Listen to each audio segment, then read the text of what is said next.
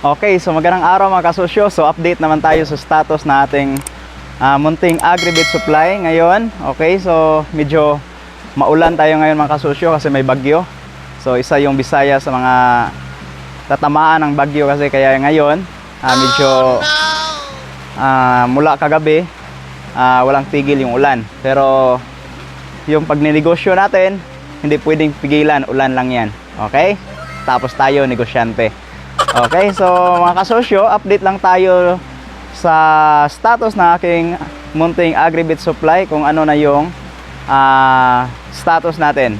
Okay, so ipapakita ko sa inyo mga kasosyo. Tapos ipapakita ko rin sa inyo kung ano yung bagong dinagdag natin sa ating Agribit supply business mga kasosyo. Okay, so iharap ko lang yung camera. Okay, so mga kasosyo, ito yung lugar natin, simpa rin. So, medyo umuulan. Okay, so ito na yung harap mga kasosyo kasi ulan lang tayo. Tapos, ito na yung laman ng ating Agribit supply. So, medyo magulo pa mga kasosyo kasi hindi pa naayos. Kagigising lang natin. Okay, so yun pa rin.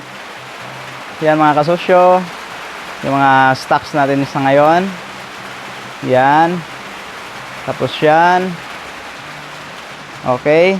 So, kayo nang humusga mga kasosyo kung nadagdagan o wala or kumunti yung ating mga stocks. Tapos yung bigas natin, yan. Yan yung mga bigas natin. Tapos, mga didagdag natin, mga grocery items, saka mga tsitserya, dyan. Mga inumin. Yan. Yan mga kasosyo. Okay, so mga greens natin, mga ready mix, yan, yung mga dilata natin, konti na lang.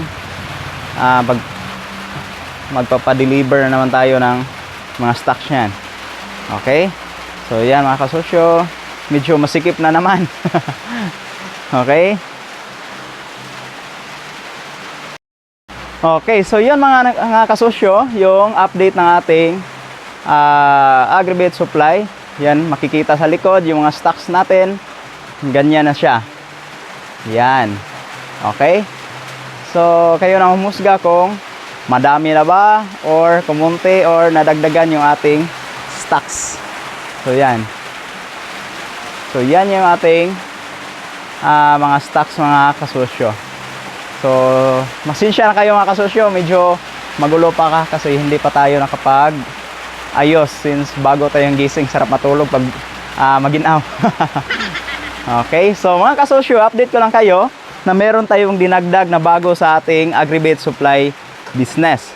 So ipapakita ko sa inyo mga kasosyo yung ano yung dinagdag natin sa ngayon.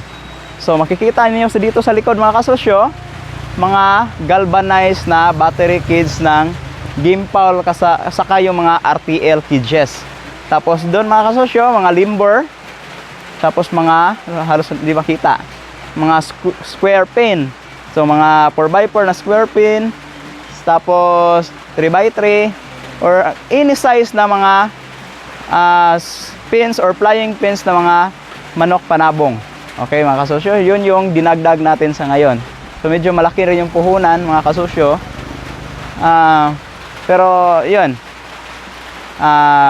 ano na lang. Sinusugalan na lang natin kasi may potential eh. Okay, so kami din yung gumagawa niyo mga kasosyo. Yun yung dinagdag ko sa ating Agribit supply business. So nagtayo tayo ng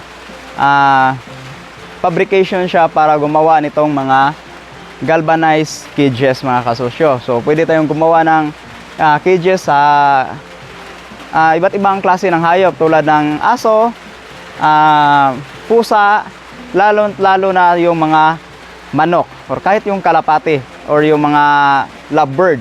So gumagawa tayo na ngayon ng mga cages nun. Okay, so iharap ko lang yung camera mga kasosyo para mas klaro. Okay, so yung mga kasosyo, ito yung mga available na galvanized cages natin. So meron tayong limber na 18 lines, ganyan yung design. Ito yung design 2. Tapos design 1 natin yung 10 lines. Tapos meron pa tayong isang design na hindi naka-display dito ngayon, mga kasosyo. Tapos yung 3x3, meron tayong display. Yan, yung 3x3 natin. Tapos yung 4x4 na square pen. Tapos meron din sa likod, hindi na ako pupunta doon kasi malakas yung ulan, yung 2x2 na square pen. Tapos ito yung mga gimbal battery cages na 5 doors. Yan. Actually, ito order sana tayo mga kasosyo, kaso nga lang, hindi kinuha ng customers, biglang hindi na makontak. Tapos ito, yung may ganito mga kasosyo, ito yung cages ng RTL. So ito is 5 doors, 16 capacity. Okay, so yan. So next vlogs natin mga kasosyo, ipapakita ko sa inyo yung paggawaan natin ng galvanized cages mga kasosyo. Okay? So yan.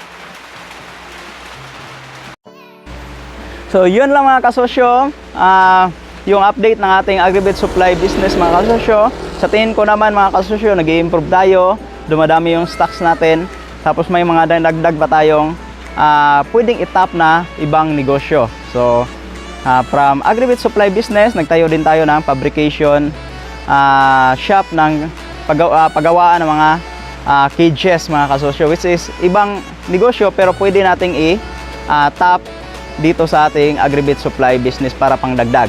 Okay, so yun yung update natin ngayon mga kasosyo. Saka may potential din yung mga kasosyo, yung galvanized, paggawa ng galvanized cages, may potential din at saka may kita. Okay, so yun naman yung importante mga kasosyo. Yung importante is at least kumikita tayo kahit papano, kahit pa konti-konti. Pag tumagal, dadami din yan mga kasosyo. So yun yung inaasahan natin. Darating ang panahon na yung mga stocks natin dito hindi na magkasya dito sa ating store, at mapipilitan na tayong magtayo ng isa pang tindahan mga kasosyo na ganito rin mga kasosyo. So magdagdag tayo ng hindi naman siguro branch pero another store mga kasosyo. Okay, so sa next vlog natin mga kasosyo, ipapakita ko sa inyo yung bago nating negosyo, which is yung paggawaan ng galvanized cages natin na dinidisplay at binibenta natin dito sa ating Agribit Supply business. So yun mga kasosyo, bago tayo magtapos mga kasosyo, baka na pwedeng pa hit the notification bell, saka pa likes na rin para at least updated kayo sa mga video ng i-upload natin mga kasosyo. So maraming salamat and have a nice day. Kasosyo TV, kasama mo sa pag-asenso.